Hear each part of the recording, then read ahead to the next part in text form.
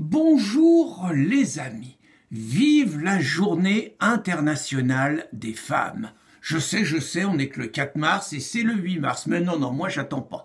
Avant, tout le monde attendait le 8 mars et une journée dans l'année, on disait que c'était la fête des femmes.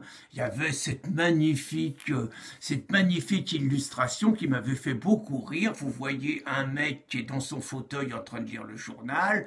On est le 8 mars, sa femme se prépare à faire la vaisselle et le mec dit non, tu touches pas à ta vaisselle aujourd'hui, tu la feras demain. On va dire c'était à peu près ça. Alors on a essayé de faire un peu mieux.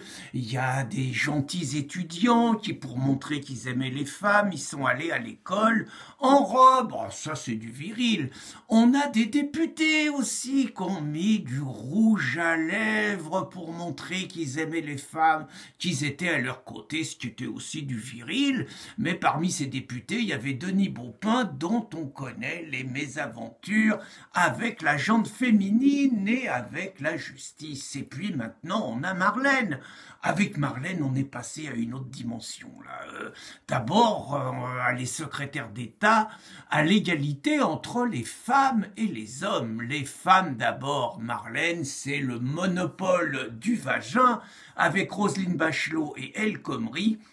Mais je ne suis pas sûr que si un malheureux mâle européen hétérosexuel faisait les monologues de la bite, je ne suis pas sûr que le malheureux ne serait pas lapidé par les féministes qui verraient une incitation au viol. Et donc Marlène, elle a monté un beau coup.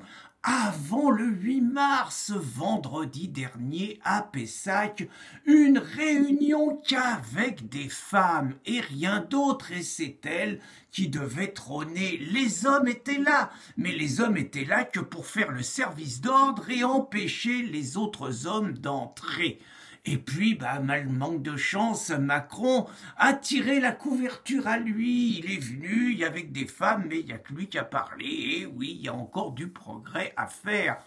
Mais Marlène, malgré tout, elle n'est pas à la hauteur. Par exemple, Sud Éducation, eux, ils ont fait des ateliers dans leurs stages syndicaux. Alors, il y a des ateliers qui sont interdits aux Blancs. On dit qu'ils sont réservés aux racisés.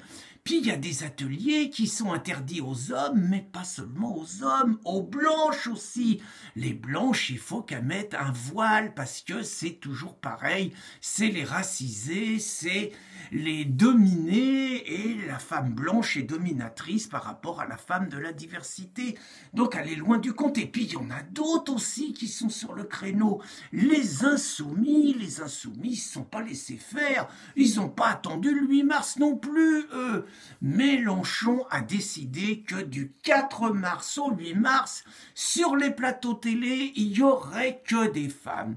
Dehors Corbière, dehors Mélenchon, dehors Coquerel, dehors tous les hommes, que des femmes. On va goûter les paroles d'amour de la France d'Obono. On va goûter les paroles d'amour de la laïcité de Clémentine Autain.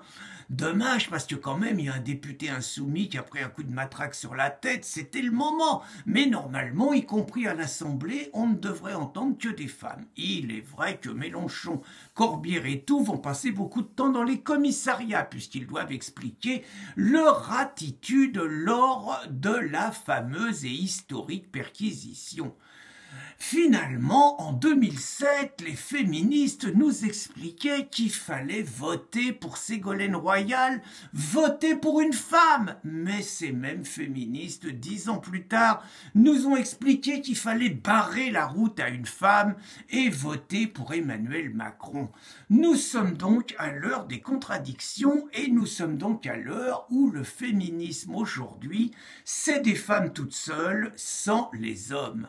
Finalement, Mélenchon et Marlène Schiappa sont nettement meilleurs que les islamistes pour la ségrégation, puisqu'on brocarde souvent les islamistes, mais eux, quand ils font leur congrès notamment de l'UOIF, je suis désolé, mais les hommes et les femmes sont dans la même pièce. Il y a simplement quand même une allée qui les sépare, alors que Mélenchon et Schiappa, c'est la séparation. Bravo les mecs, bonne journée les amis.